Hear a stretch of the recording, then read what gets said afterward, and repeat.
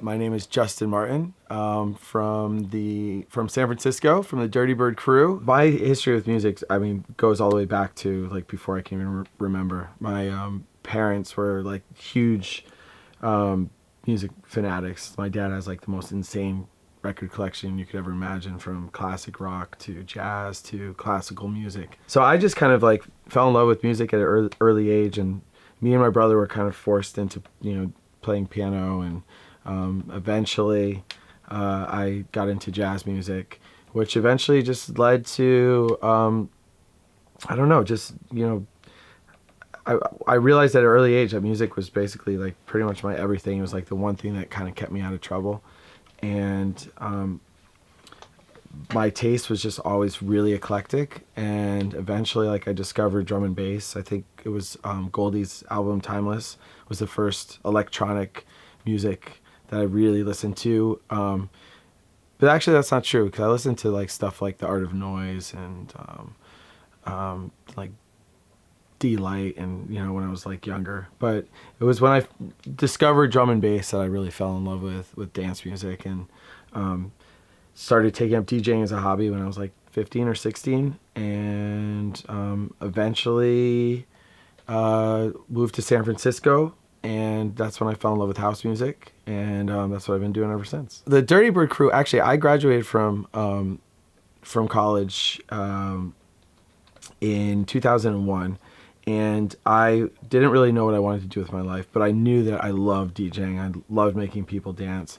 And my brother, at the time, he hadn't started DJing yet, Christian Martin, who's also one of the like original Dirtybird members. He introduced me to this guy that he was working with, who did a documentary called Intellect, and basically the documentary focused on how various successful DJs at that time in 2002, 2003 had made it to that level of success. So there's like Paul Van Dyke and Derek Carter, all these like legends. So my brother says, you got to meet this guy. He knows the keys to becoming a successful DJ.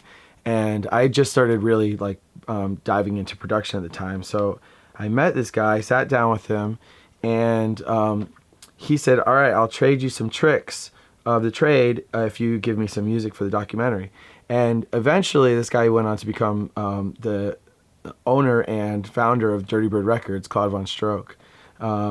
So he originally started off as just like, back before he was Claude Von Stroke, he was Barclay Crenshaw, and he was also like my first ever manager. The funny part of the story is actually like the whole thing happened by my brother's by Barclay's mom meeting my brother's coworker's mom in the grocery store, and they just both like hit it off, and were like, "What does your son do? Oh, what does your son do? Oh, we should have our sons talk," and like that's how we met. That's how we basically met Barclay, and yeah, it just kind of grew from there. I mean, it started off as the Dirtybird Records crew just started off as a like an underground renegade party in San Francisco, and then eventually, we, after our party started to grow and grow, we realized that our music didn't really fit into a lot of the different like styles that were going on at the time. There was a kind of like, in our eyes, there's a big hole in dance music, and we wanted to make house music that blurred the lines between all genres. So nobody else was really like, none of the other labels really thought that our quirkiness was that charming. So except we had like dance floors full of people that were totally rocking out to it, and that's when Barclay decided to start the label. And yeah, it's just been like awesome. The thing that makes the San Francisco house music scene unique is definitely the open-mindedness of the people in San Francisco. It's always been like a very liberal and creative city. I've always said it's like the most European city of all the U.S. cities. And I fell in love with San Francisco from the second that like I first moved there in 1999. I was supposed to go out there for like a semester of college, and I ended up never leaving. I've just been there ever since. But people are just very creative and open-minded and supportive and loving, and it's that energy on the dance floor that I think has helped house music completely thrive from there. It's just like a fun, there's definitely like the leftover like hippie vibes from the 60s and 70s, I think. And it's just a great place to go out. There's something going on every night of the week, and people there are fun, and it's just, yeah, I love it there. Just the title Hello Clouds, that came to me when I was touring my first album, Ghettos and Gardens.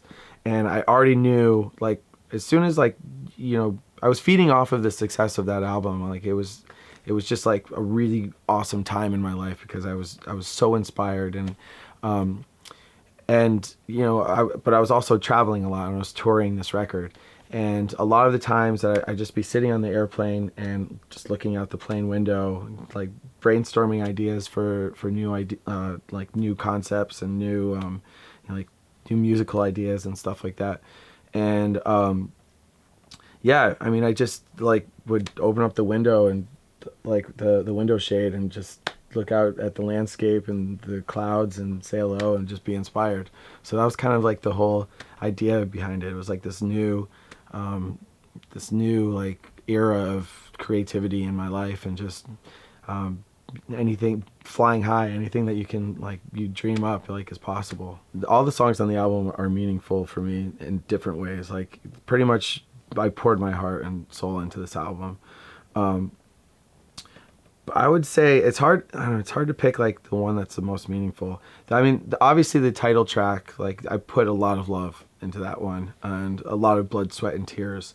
The vocalist I work with is amazing. Her name is Femme, and I first fell in love with her voice when I heard her singing on a Fortet remix of her band, a band she was in called Altruista, and she did this track called Small Talk. And I just kind of like, I was looking at the time to do an intro for a mix that I was doing, and I just kind of looped like my favorite part of the track, which had her vocals in it, and did my own bootleg remix of it. And the response when I posted it up on, it was just gonna be the intro to this mix, like a DJ radio mix, and the response to it was just incredible. Like, people were just like, when is this track coming out? Where can I get this edit? So I had to like actually finish it and make it into, a full song. And then I posted it up on my SoundCloud for free, saying, look, I don't have the rights to this. There's a good chance that it's going to get taken down. And it never did. So like, fast forward, when I finally the response was so good, I was like, I have to work with her. Like, I just feel like there's like her voice is the type of voice that I feel would work perfectly with my music. And we reached out to her, and she like was 100% down. And I remember asking her, like, did you know that I did this Small Talk edit? And she was like, yeah, who is this Justin Martin guy? But she was like, yeah, but we all liked it, so we just kind of like let it be.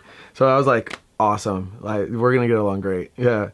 And the song itself was just kind of like, it was one of the first songs that I started with this whole album project. And the idea just came about by, I already had the whole concept of Hello Clouds in my mind for how I wanted like the body of work to be.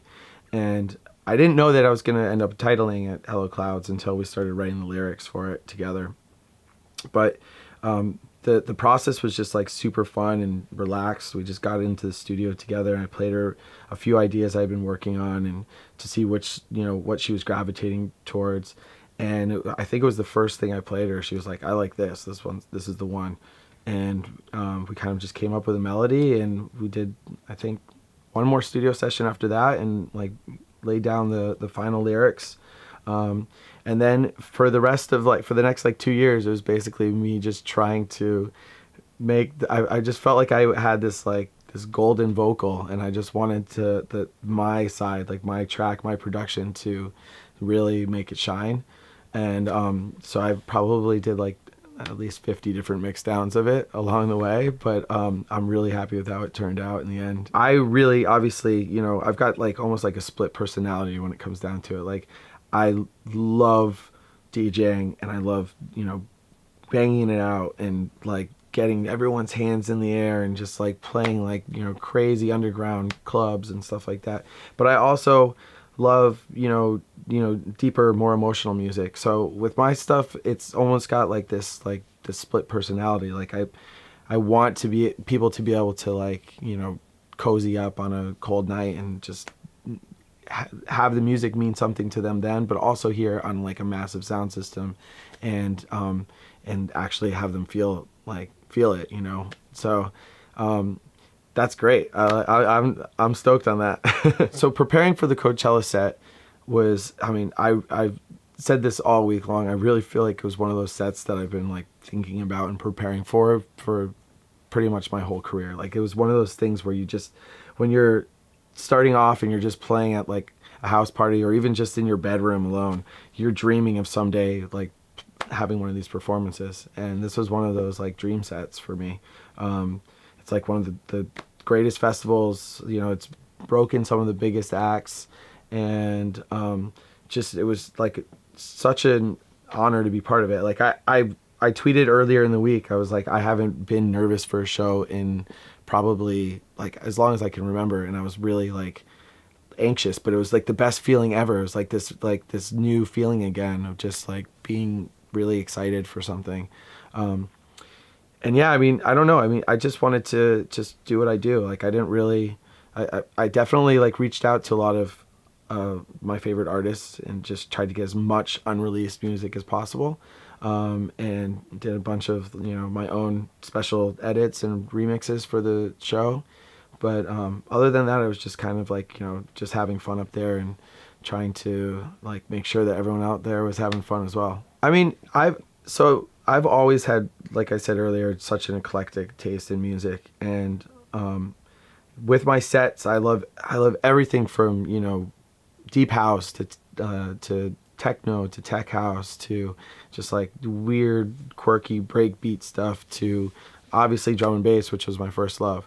So it was just kind of like this, like, I remember, I'm not sure who did it first. It was either me or Claude Von Stroke, but there was definitely like, our sound has always been both inspired heavily in the Dirtybird sound by drum and bass. When we first started making dance music, we were trying to make like really, really bass heavy house music that still like had a like light, fluffy, fun, funky feel to it.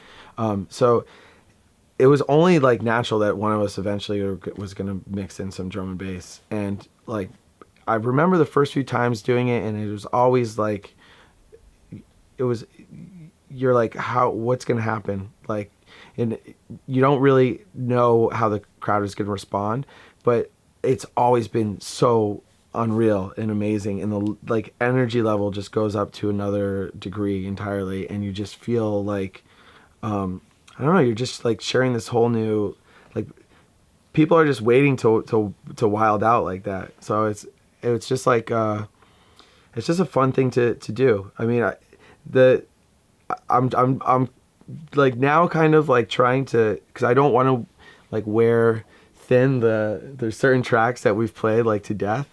So I'm trying to come up with some new ones to still be able to like mix up the tempos during my sets. Hi, this is Justin Martin, and you are watching Grammy Pro.